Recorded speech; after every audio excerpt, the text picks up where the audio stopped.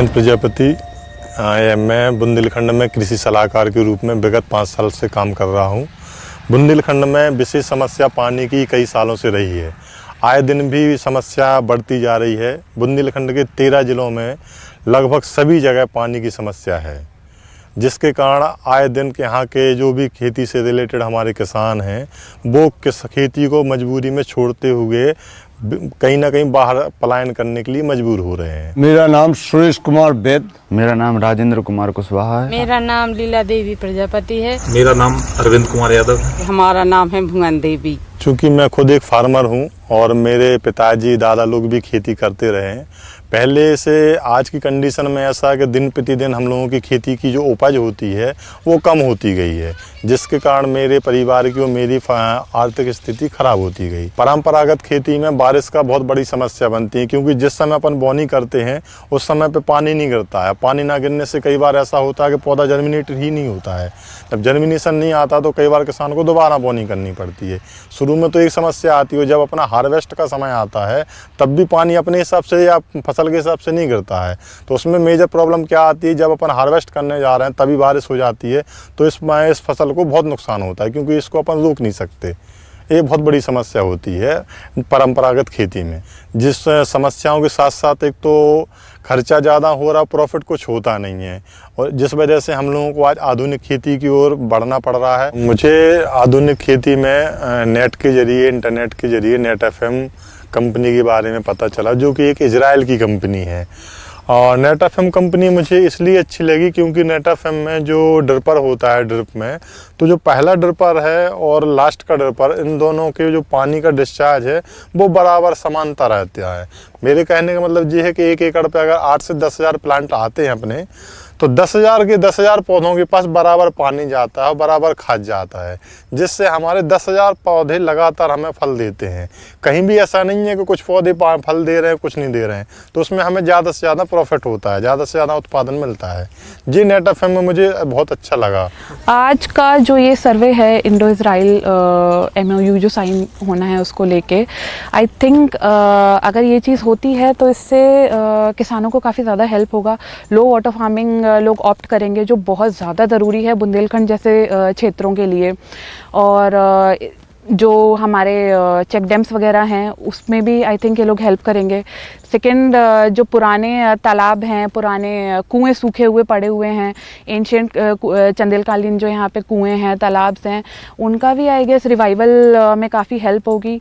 और सबसे ज़्यादा ज़रूरी ये है कि किसान को पानी कितना यूज़ करना है खेती के लिए, उसमें लोगों की अवेयरनेस बढ़ेगी। वो बहुत इंपॉर्टेंट है, क्योंकि उनको नहीं पता है कि कौन सी फसल के लिए हमें कितना पानी लगाना है। मतलब एक नॉर्मल गेहूं की फसल के लिए कितने पानी उनको चाहिए पड़ेगा, उनको इस चीज़ का अंदाज़ा नहीं होता है। तो इन सारी चीज़ों को लेके उनकी अवेयरनेस बढ़ेगी, उनके साथ काम होगा, तो पानी भी कई कई जगहों पे रोका जाएगा। आई थिंक हम लोगों को वाटर कंजर्वेशन के लिए सबसे ज़्यादा ज़रूरी है कि जब हम पानी की बात करते हैं तो पानी के संग संग मिट्टी भी पैरेलली चलती है। जहाँ पे हम मिट्टी रोक पा रहे हैं वहीं पे हम पानी रोक पाएंगे। तो इसलिए मेरे ख्याल से पेड़ लगाना बहुत ज़रूरी है। आसपास के जो नदियाँ हैं, नदियों के आसपास से लोगों ने पेड़ हटा दिए हैं, काट दिए हैं, या लोग पेड़ नहीं लगा रहे हैं। मेरे ख्याल से नदियों के और नहरों के आसपास हम लोगों को पेड़ लगाना चाहिए, जिससे वहाँ की मिट्टी रुके। और जितना वहाँ पे मिट्टी रुकेगी, पेड़ लगेंगे, उतना ही वहाँ पे पानी रुकेगा। वाटर जो ग्राउंड वाटर लेवल है उससे इंक्रीज होगा। Hi, my name is Dr. Lior Asaf. I'm the new water attaché in the Israeli embassy in New Delhi, India. Israel and India have a very close relationship, and following the decision by the government of Modi, they decide that Israel will designate a professional technical expert in the water sector to be the new first time water attaché that promote the relationship in the water sector between Israel and India. I'm coming from a long career, mainly in the academic. I did a PhD in water resources management, and later on I work in the private sector 15 years all over the world, in Tanzania, in Africa, in Congo, Ghana, Angola, Kenya, and more. And as well in this region, in Sri Lanka, Central America, in Honduras, in Haiti, in Turkey, and many other countries. My work includes water resources assessment for both water supply for agriculture, water supply for cities, master plans for regional and for entire nation. Today I'm here in the Bundelkhand region that selected a few years ago to be a place for a new cooperative and cooperation between the states of Israel and India. In Bundelkhand region, the water are scarce.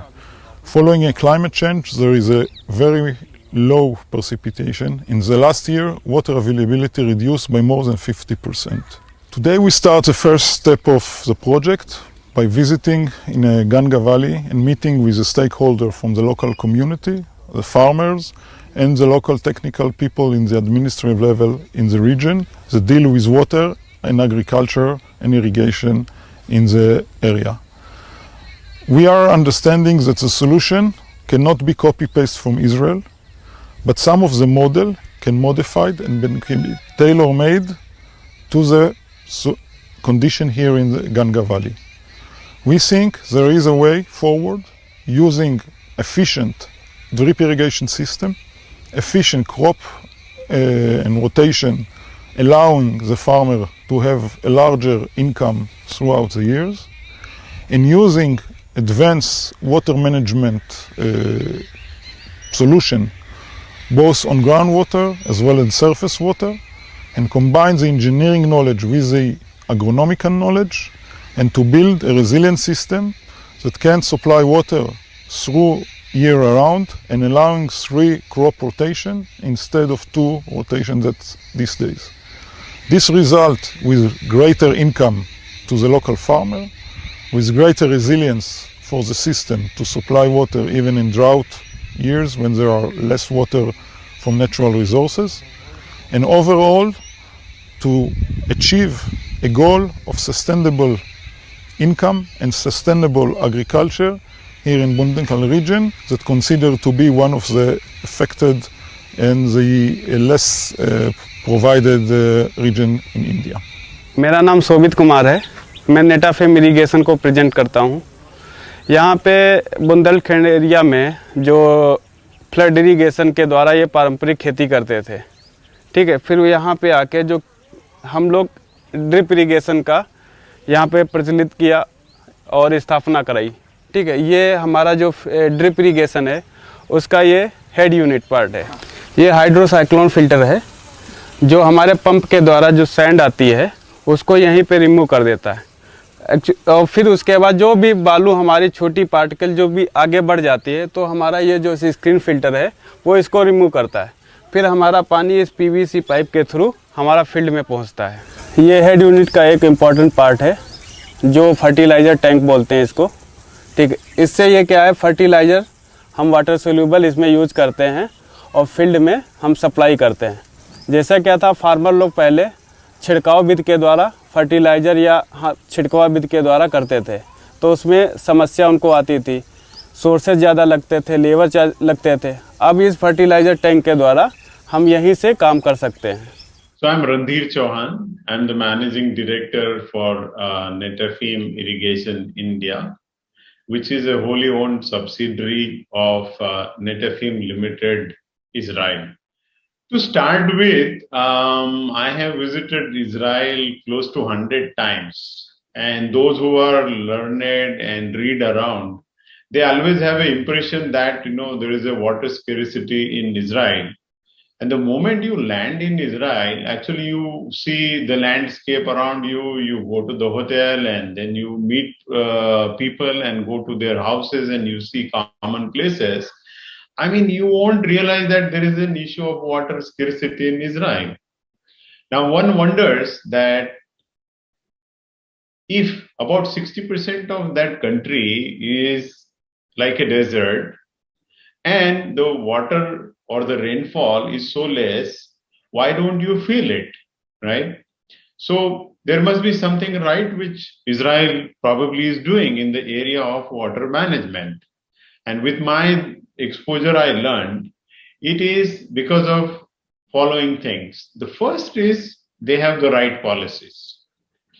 The second one is that they have a tremendous awareness. You see that people are aware that there is an issue of water and we need to conserve that water. The third one, they have developed a state-of-art infrastructure to implement those policies and the things they want to do with this water scarcity. And then comes to the innovation to extract value of each drop in Israel. I think these are the four broad pillars which gives you that feeling that the water is in abundance at Israel. So from Israel, let's come back to India. So when you come to India, I mean, there are studies and they show you that by 2030, the demand and supply is exactly 100% gap. It's going to be twice, right? Again, talking about numbers, about 256 districts out of 700 districts, they have a different level of water stress already. And think about it, that in our country, the situation during the summer, that television or newspaper or you travel, you come across situations where in rural and urban areas, people are queuing up for water and they don't have even enough water. I think this is a good enough reason that we collaborate. And that is what I think everybody realizes, from policymakers, politicians, and also the technocrats on both sides. And that is where I think this collaboration started, and it has to go very long way. When it comes to Netafim, we deal in agriculture. Agriculture, and the water used in agriculture is in irrigation. So let me give you a context. 90% of our drinking water is extracted from the ground. And about 70% of agriculture water is also extracted from the ground. Since it is below the ground, the crisis is not visible. We have to bore deeper and deeper to get that water, but this water is limited. Now, let me come to this agriculture. The 70% of water where it is going, drip irrigation technology improves the water use efficiency about 40 to 50%, according to the studies in India and abroad. So, I just said 70% of the water gets used in agriculture. Think about it, if you improve that efficiency even by 20, 30, 40%, it's a very, very significant impact it would create on the usage of water and make that water available for other areas. And this is what we have been doing country after country after we started in Israel in 1965. So we came to India about 25 years back, and we have reached to we reach every year about 1 lakh farmers. And if you look at this technology and what it has done, all put together by all players, we have reached more than 1 crore of farmers.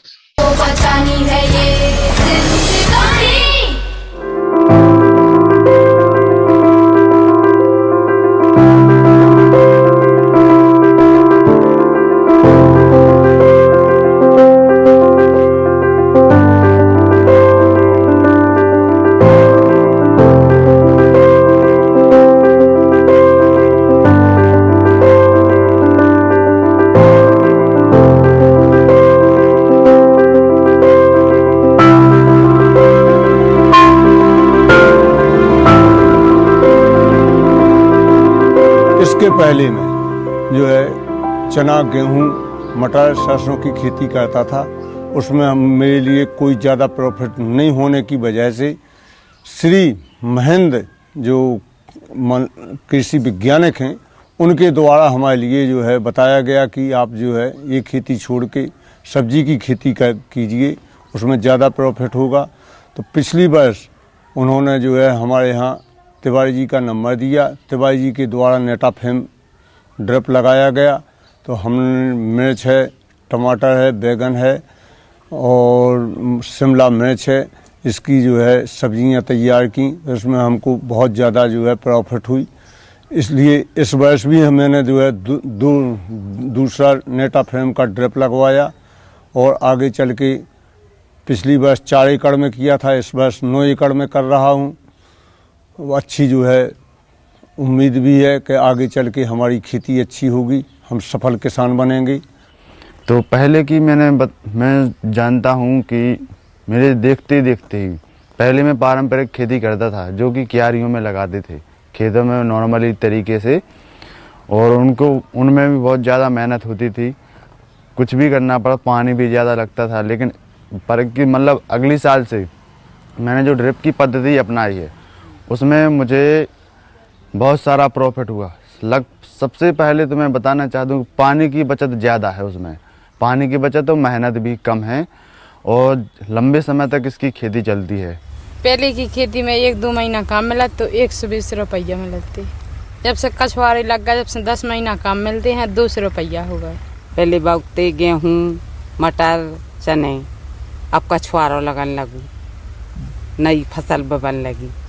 तो अब हम पने जो भी काम करते, पहले 1-1 महीना काम करने आउत तू, साल में 2-3 महीना, अब रेगुलर 10 महीना काम करने आते और जो काम करते रहती हैं।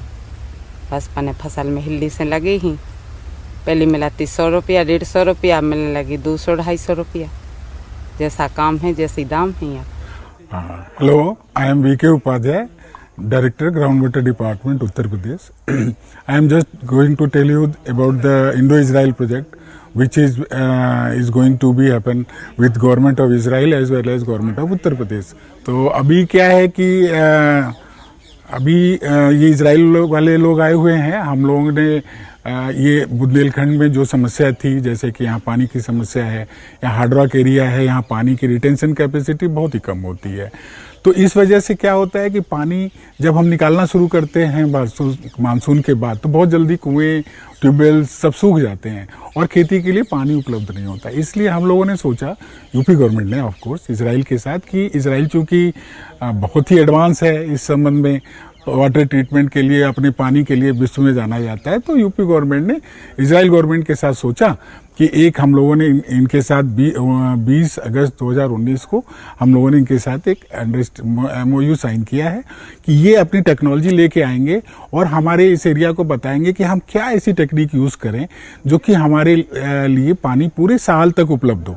अगर हमारे पास पूरे साल तक पानी उपलब्ध होगा तो हम एक और चक्र का पानी खेती यूज़ कर पाएंगे और उसकी वजह से हमारे किसानों की खेती और उनकी आमदनी बढ़ेगी। इस वजह से इस गंगावली विलेज को एक मिनी प्रोजेक्ट के रूप में, मिनी पायलट प्रोजेक्ट के रूप में सेलेक्ट किया गया है और इस वजह से हम लोग यहाँ आए हैं। इजरायली टीम भी आई हुई है। इनमें हम लोगों ने एक इनकी इजरायली कंपनी है पेल्जी मैन, उसको हम लोगों ने सेलेक्ट किया है इस काम के लिए, ऑफ कोर्स इसराइल सरकार के सहयोग से। वो भी यहाँ आए हुए हैं। हम लोगों ने सुबह से पूरे क्षेत्र में घूमा है, देखा है कि इसमें क्या समस्या है, इसमें क्या किया जा सकता है। गाँव वालों से भी बात हुई है, आप लोगों से भी बात हुई है, उससे ये लोग बड़े उत्साहित हैं, हमारे प्रैक्टिसेस को अपनाने के लिए तैयार भी हैं और हम भी बड़े उत्साहित हैं कि आने वाले समय में हम इस क्षेत्र में पानी की समस्या को बहुत हद तक दूर कर पाने में सफल होंगे। तो इस प्रोजेक्ट के लिए सबसे ज़रूरी क्या है कि हमारे जो कम्युनिटी पार्टिसिपेशन है वो बहुत ज़रूरी है। इसके बिना कोई भी प्रोजेक्ट धरातल पे सफल नहीं हो सकता। हमारे जो पुराने किसान हैं, जो वृद्ध किसान हैं, हो सकता है कि वो इस नए ट्रेडिशन को न अपना पाएँ, लेकिन हमारे जो युवा हैं इनको आगे आना होगा। वो बहुत इंथुजियास्टिक हैं, उनके अंदर जोश है। उन लोगों ने ये हमें प्रॉमिस भी किया है कि हम इस चीज़ को अपनाएंगे। और अगर धीरे धीरे करके कुछ लोगों को जब इससे फ़ायदा दिखेगा, जब इस नई तकनीकी को, नए बीज को अपनाने से, नए पद्धति को अपनाने से फ़ायदा होगा, तो धीरे धीरे सारे किसान स्टेप बाय स्टेप आएंगे। ये सही बात है कि ये कोई रॉकेट साइंस नहीं है, कोई क्रांति नहीं होने जा रही है। इस चीज़ को हम स्टेप बाय स्टेप अपनाएंगे और मुझे पूरा विश्वास है कि आने वाले समय में ये गांव, ये प्रोजेक्ट एक ऐसा होगा कि लोग दूर से आएंगे, इसको देखेंगे और अपने एरिया में भी जाकर के इसको अपनाएंगे। मुझे पूरा विश्वास है इसके। धन्यवाद। जिस तरीके से वो लोग बता रहे थे, तो अगर वो उस तरीके से प्रोजेक्ट यहाँ लगाते हैं तो हमें ये आशा है कि भविष्य में निश्चित तौर पे कुछ ना कुछ लाभ तो मिलेगा हमें। और पानी ही किसान के लिए मेन है, और पानी अगर पर्याप्त मात्रा में मिलता है तो स्वाभाविक है कि हम लोग 2 फसलें लगा रहे हैं, आज हो सकता है कल 3 लगाएं। तो आशा तो है। वो लोग वहाँ से आए हैं, गवर्नमेंट ये कोशिश कर रही है, तो स्वाभाविक है कि वो अच्छे के लिए कर रही होगी हम लोगों की। So last and not least, I would like to say to the citizens and the public in India that water is not only issue for the government and for the political figure. You and yourself and all your family and everyone that hear this program should encourage water conservation in their home and yard and promote education and awareness of the public. We need to come together and remember, Pani Bachao, Bharat Ko, our Samadrij Banao. पानी हमको बचानी है।